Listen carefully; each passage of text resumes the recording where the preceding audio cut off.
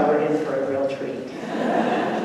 I'm Phoebe Williamson Westcott from the class, the very proud class of 1978. It's my pleasure to introduce our guest this morning. John Long is an alumnus of Roanoke College and the University of Virginia. A museum professional for over 20 years, he currently holds the position of Director of Education at the National D-Day Memorial in Bedford, Virginia. The author of 3 books and numerous articles on both World Wars and regional history, he has also taught history at Roanoke College, Radford University, Virginia Western Community College. He is a contributing columnist for the Roanoke Times and serves on the board of directors of the Virginia Association of Museums. I cannot tell you how thrilled I am to have Dorothy Braden Bruce, class of 42, go Evens,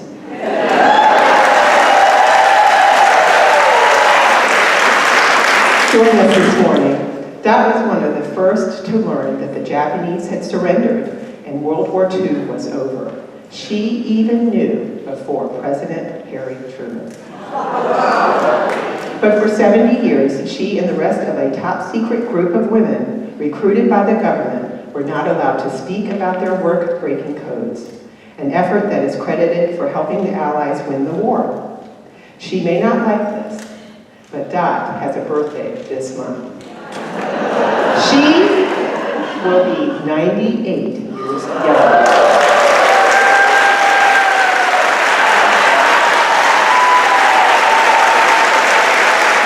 Please join me in welcoming John and Dorothy.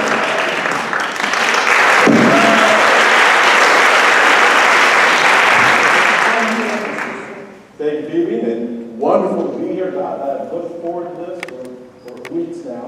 And it's wonderful to sit down on stage. And as I was thinking of how to get started, I thought there's no better way to introduce the subject than the way Liza Mundy did in the wonderful book. She writes here on the first page that millions of women served the war effort by rolling up their sleeves and donning trousers and jumpsuits to work in factories. The celebrated Rosie the Riveter, who helped build bombers and tanks and aircraft carriers, is well known. Far less well known is that more than 10,000 women traveled to Washington, D.C.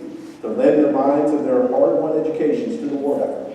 The recruitment of these American women and the fact that women were behind some of the most significant individual code-breaking triumphs of the war was one of the best-kept secrets of the conflict. The military and strategic importance of their work was enormous. And I believe that is very true. What you did made a profound difference. We're sitting here in a free country because of what a lot of people did, and certainly what you did for the war as well. So we'd like to talk to you a little bit about that. Well, thank you very much, Dr. Long. There you go. Just go on. We have questions, okay? So I want to ask you a few questions. And Please. Answer however you like, because we want to hear from you. Let's start at the beginning. Tell us about growing up here in Lynchburg, about your family, what it was like growing up in the Depression. Well, we didn't know there was a depression. I mean, if you don't have any money, you don't lose it. So. I think it was. Their streets weren't running with gold here in Lynchburg, but it was okay. We got along all right. And tell me about your family. A lot of them were sitting right along there Yeah, I even have a 2-year-old great-granddaughter, and she's not sitting there. I wanted to show her off and say, you are going to Randolph-Macon.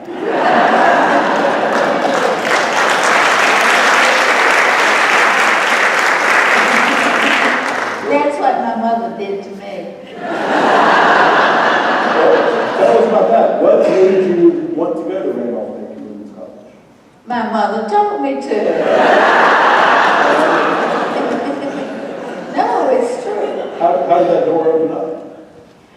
Well, my mother was from Lynchburg, and it was her hometown, and she was close to her 2 sisters who lived in Lynchburg. And I was teaching school in a little town called Chatham. Is that what you wanted? And everything was going to war. I mean, it was a very hard year of teaching. I got through it. I struggled through it. The teachers who were leaving were getting into war, or the women were doing whatever, and it was very hard. Everybody else's classes were getting passed down on me as very much as the youngest one done. So I went home and I told my mother, I'm not going back there again. And she, you want to hear all this?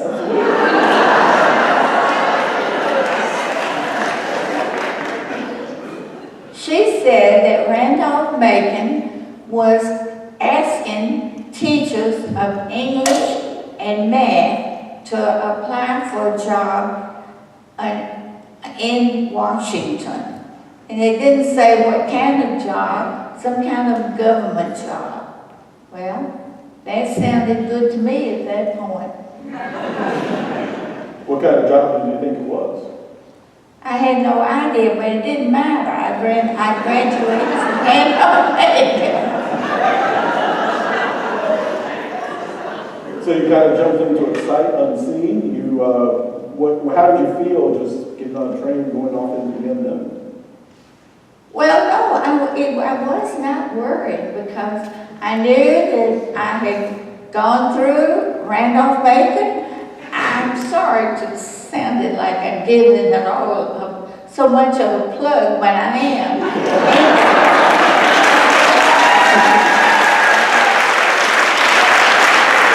I didn't care what was coming. It was okay. I could handle it. Sounded a little cocky. Well, you should be at that age. I'm sorry. You should be at that age. Yeah, that's right. So you had a meeting at the hotel here in Lynchburg, correct? The Virginia Hotel? Well, she said Hotel Virginia. Is there one here now? There is. No, I did go there, but the writer of this book, Liza, and what a great writer she is, and what a persistent reporter she is. If you get somebody like that on your trail, give up. But she said that, I don't know, what was I saying? You talking about the interview at the hotel? Yeah, she said that she understood that there were handsome men bringing women in. But no, I just saw a woman, and it was all right. And then you took the offer and headed to Washington, D.C. And where did you land there? And what? Where did you land in D.C.? Tell us about Arlington Hall. Well, to begin with, I met into another teacher. She was a teacher from Mississippi, and she had been teaching in Mississippi, and we kind of met up together. And after a while, we rented a one-room apartment, and we took a lot of people in, but we never told anybody what we were doing. Never. We didn't even talk to each other about what we did. Only when we were at work. I didn't even know where she worked, and she didn't know where I worked. Because there were severe consequences if we did talk. True. Well, yeah, I was getting letters here and there from the War Department and different people, high generals. You must never, ever say anything in your life about what you did. And I didn't until I heard my son, who is a lawyer in Washington, he came to me and, no, he called me and he said, a reporter is looking for you. And I said, what for? And I said, if I owe money, forget it.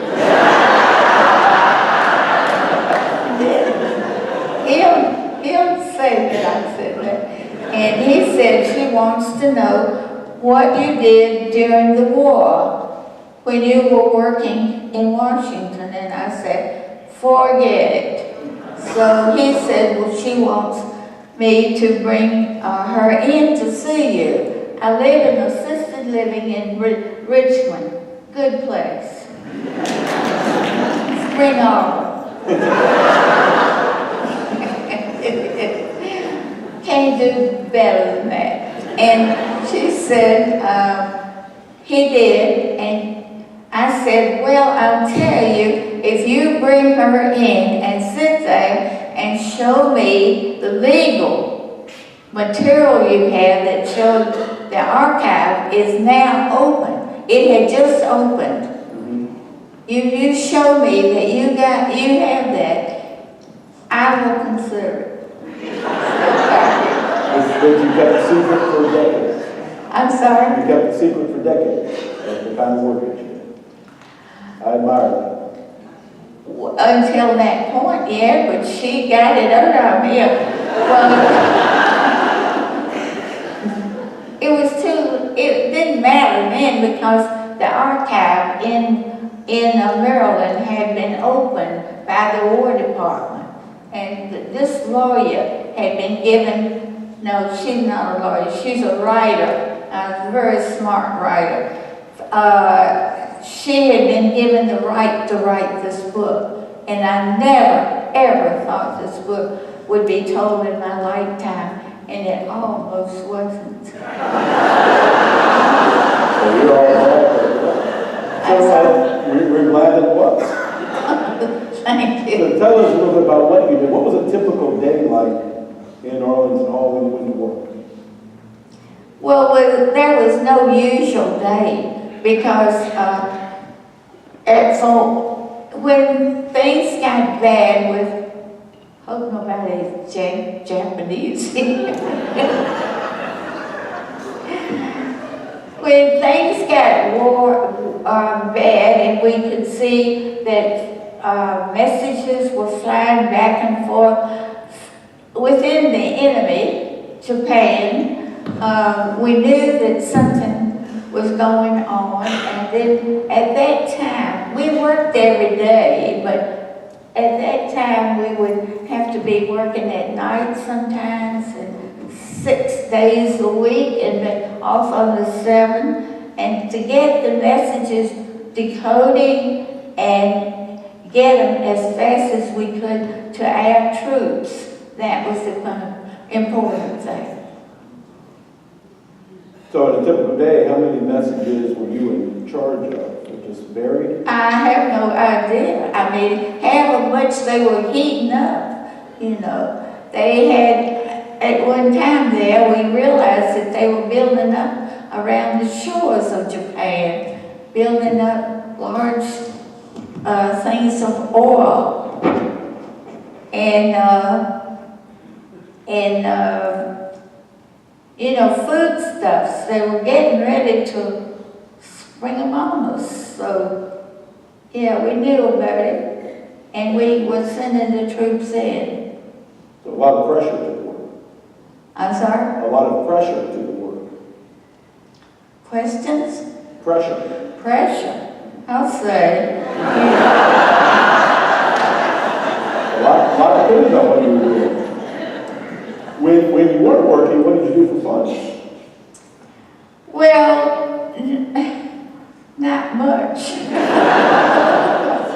There were states, well, a couple of states did have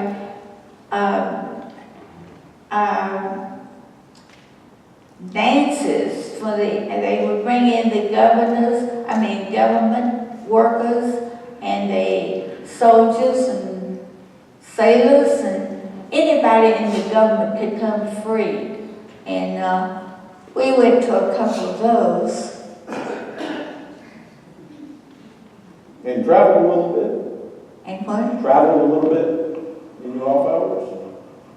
Not much. We went to Beverly Beach, and as soon as we got there, it was time to come home, so.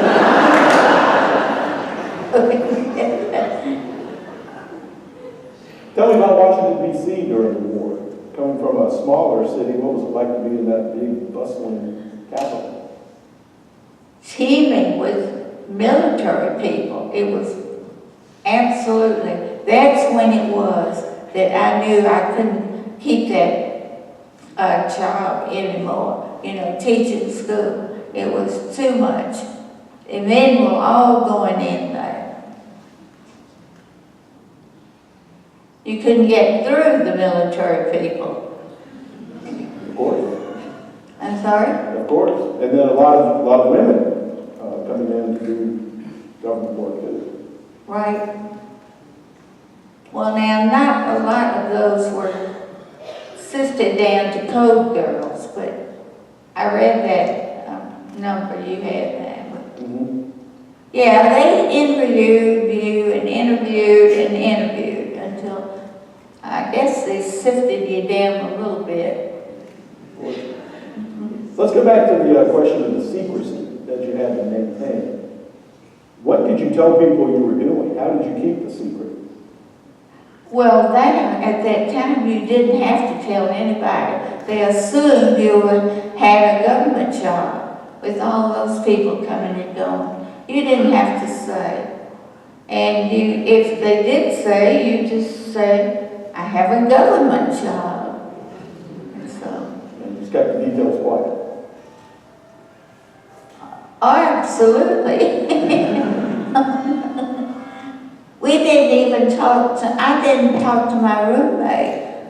I didn't even know until her family died. Her family said that she died at 85 is when she told her family what she was doing. She and I lived together and we never discussed it. It's very hard for a woman.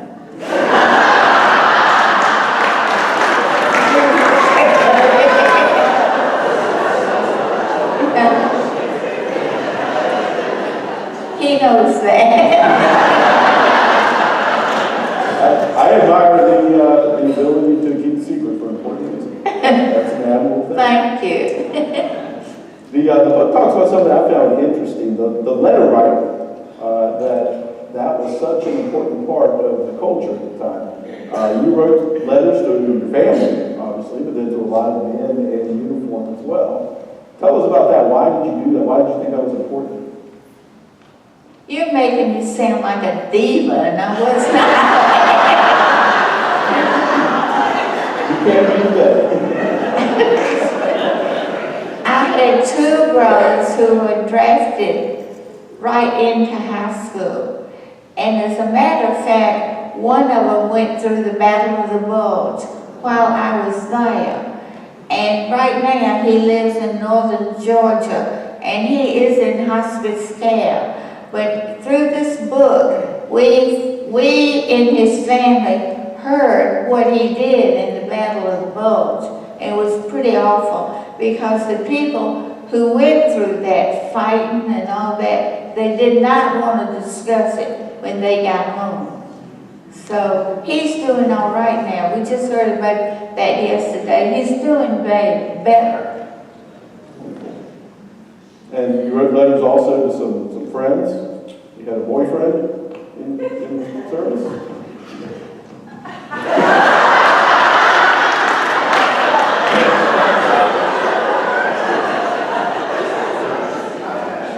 I told him not to ask questions like that. It's all of You did it anyhow. Well, yeah, I had a boyfriend in college, and I did not want to marry him and go live in California. So that was the whole thing. I was writing to him to get rid of him.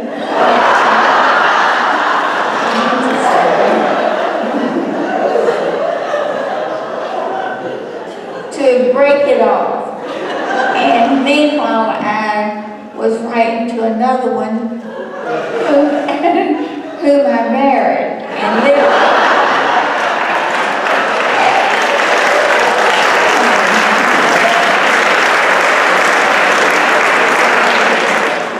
And married a good long time. And lived in Richmond with him for 26 years. 62. 62, what did I say?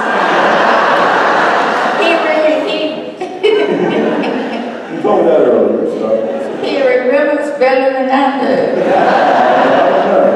do. You've got a great memory. So, what was the most challenging part of the job of breaking the codes? Most challenging? Well, keeping the secret, I think, was the worst. But then it was not an easy job. You were doing it on wireless, you know. And you were just doing it by just numbers, strings of numbers. That's all you had. The Japanese were not writing newspapers. Exactly. And the strings of numbers had to be That's right. coded. And how did that happen? What was the process? Do you remember much of that?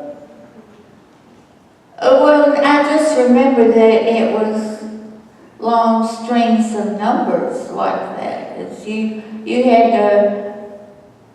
to remember certain things about these long strings of numbers. And no, it was very hard. I will say it was very hard. I imagine, very important. Well, thank you. What do you think was the most important contribution that your team of code breakers made to the war? Was it one particular message or one particular bit of information? No, the book tells about how many, she looked into the archives and she could see what I did and what my roommate did. We never knew that before, except we thought we would. We had a lot of, I don't like to think about how many ships were sunk and things like that. That's what she could tell. Mm-hmm. Submarines, no. Exactly. Phoebe mentioned the end of the war, and that you knew about the end of the war before just about anyone else. Tell us that story. Where did you see that? That is true. We had to raise, that was before the president had gotten the word out. We had to stand up and promise we would not tell it until the next day, and we were scared to death. We were afraid to go home, but we went. So, and then the war, with the war over, what happened with the operation of code breaking? Did you continue on for a while? At what point did that whole operation begin to shut down? Well, right then it was okay, because the Japanese surrendered and everything was, it sounded like we did it, but no, we only helped do it, you know that. Why am I saying that? Well, you certainly helped us. It was very important. Thank you. And then, with the war over, how much longer did you stay employed in this government job? Well, I had so many different kinds of languages, so many, I've given another plug here, so many languages through high school and college here that we were writing French just like, because I never heard anybody speaking French to speak of. I mean, not many people. And so we were writing it just like that. So they came to me and asked me if I would take a French exam. And I said, heavens no. And they said, yes, why don't you try? And I did, and it was a piece of cake. So I got into it just a little bit because my husband to be came back from overseas, and I let everything go then. Okay. And I have 3 children and 6 grandchildren and 7 great-grandchildren.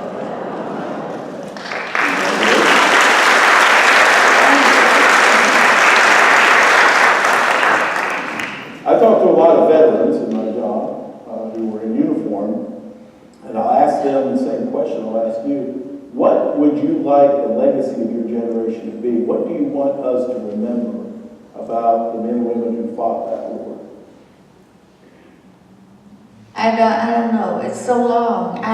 Do they have these veterans you talk to? Are they my age? They are. No, I don't know. I can't answer that. I think my generation and my children's generation need to know what you did and why it was important. And Well, thank you. why winning the war made such a profound difference. Because that's the war, you made the world that we live in. Well, I know that's what they said, that no. You saw it in the book. Read the book. Yeah, it's a wonderful book. How did you feel about the book when it came out? What was your reaction? Unbelievable. I didn't expect to be the central figure in that book. Never. So it was unbelievable. No, it got a little close on me there for a while. Were you comfortable with the stories? Was there anything in there you wish you hadn't written? Maybe, yeah, a little bit, but it's okay. She's a good writer, and I trusted her. I saw a lot of her when she came to see me in Richmond. She is a great writer and a great author and a great, she knew what she was doing, let's put it like that. And the book's say that.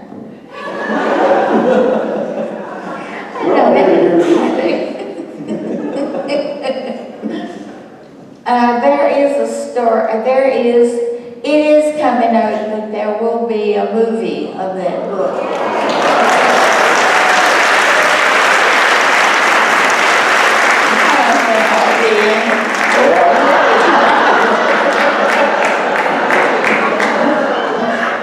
Wonderful.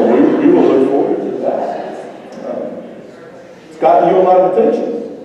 I'm sorry? It's gotten you a lot of attention. It's gotten, Well, now that is good. I'm having a good time with it. I really am. And I do thank Phoebe for all the work she's done here. I really do. And I'm having a good time.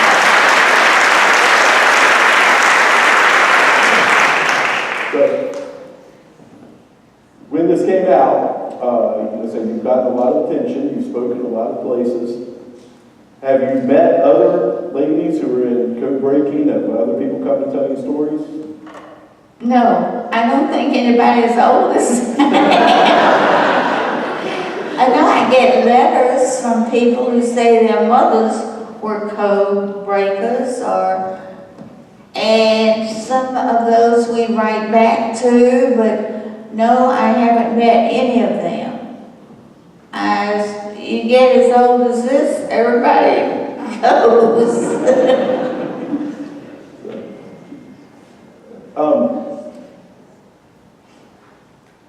This is an important book, and we are so honored to be able to hear your story and share it and to preserve this history. Was it hard for you to tell these stories, though, after so many decades of secrecy? Television stars. To tell the story. You kept the secrets for so long. No, I didn't knew the archive was open, and my son came to me. I trusted him, but nobody else. But even then, it was probably hard just to open up after so many years, wasn't it?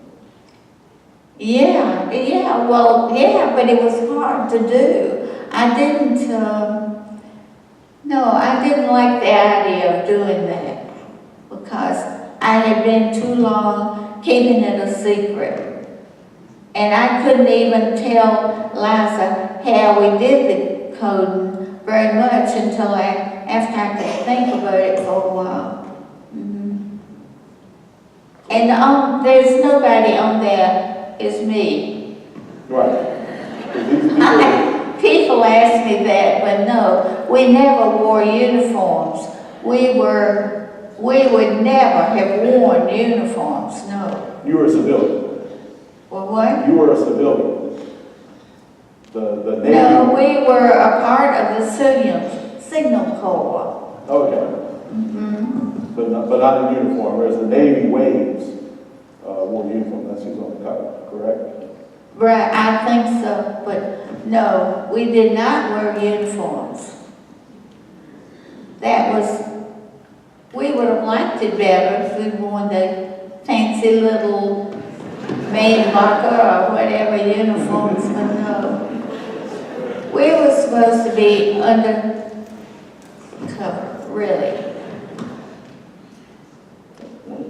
I don't mean I was a spy. That's what no, I was no spy. You were just breaking the codes.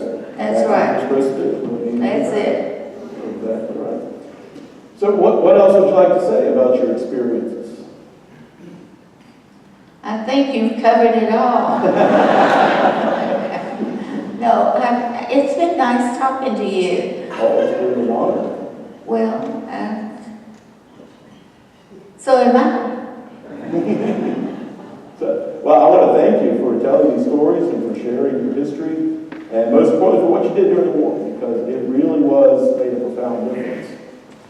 Well, thank you, but of course we were only the partial ones and that sort of thing, but it has been nice when people have come to me and said they appreciate it, but you know, it's great because so many people did, of course, my goodness. So we were just a small part of it, and it was good. And because the war happened, you had to do this as your part. You know, didn't like the idea of that, but they sank ours. Mm-hmm. Well, very true, and that was part of it. So you were saving American lives as you decoded these. Right. And I know many men are glad for what you did, because as you broke the codes and revealed the information, it would make their job easier.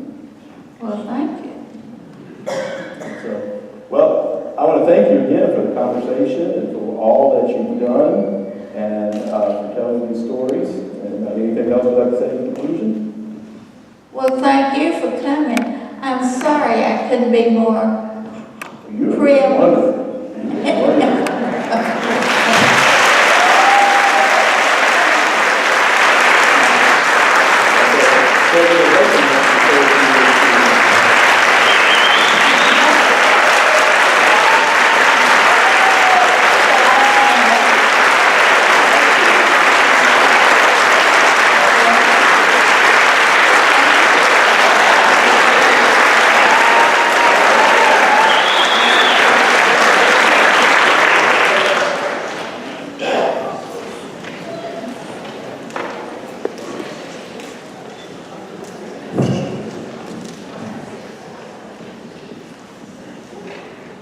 Since 1981, Randolph College has presented the Alumni Achievement Award to alumni who personify the value of liberal arts education and have brought distinction to themselves and to the college. Nominations for the award come from alumni and alumni, and the recipients are selected by an awards committee. Past Alumni Achievement recipients are listed on 2 plaques downstairs in the Ann Jeter Ribble Lounge and include an impressive roster of women, including judges, senators, pilots, medical professionals, educators, ministers, TV journalists, environmentalists, and civil and human rights advocates. This is one of the highest awards our alumni can receive from the college, and each year it takes a tremendous amount of effort to choose the award winners from all our interesting, successful, and dedicated alumni. There are many examples of leadership, innovation and entrepreneurship, intellect, and grace and courage in the face of difficult challenges. Today, during reunion, we are presenting the Alumni Achievement Award to a very special graduate, Dorothy Braden Bruce.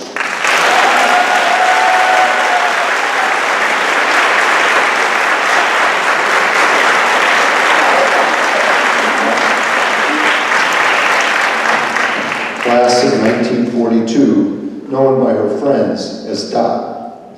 For 70 years, she and the rest of the top secret group of women recruited by the government for its cryptology program were sworn to secrecy about their work-breaking codes, an effort that is credited, of course, for helping the Allies win World War II. As you just heard, Dorothy was part of the Army Signals Intelligence Services operation to decode intercepted messages about troop deployments and supplied ships from the Japanese Navy. The information supplied by her and the other codebreakers helped the U.S. Navy pinpoint and sink almost every supply ship headed to the Philippines or the South Pacific. After the war, she and her counterparts went back to civilian life. She married her husband, James, and they went on to have 3 children. It wasn't until Liza Munday came across some recently declassified materials that the amazing yet long-forgotten story of the more than 10,000 women hired by the U.S. military gained national attention. The recently released and critically acclaimed Code Girls, featuring Dorothy as one of its main characters, describes the tale of the young American women who learned to crack the incredibly difficult Japanese and German military codes. Today we are fortunate to finally be able to recognize Dorothy for all that she has accomplished. It is my pleasure to award her the Alumni Achievement Award.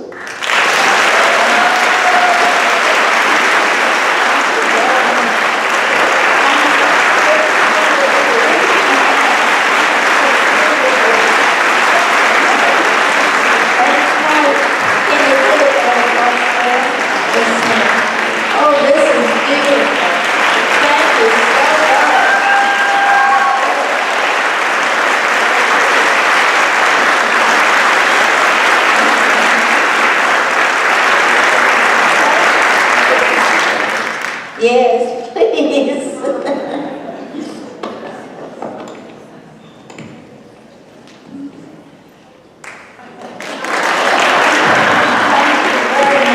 It's beautiful, and I want to thank Phoebe again for all she's done here, and I thank everybody for coming, and it's wonderful. I'm having a great time.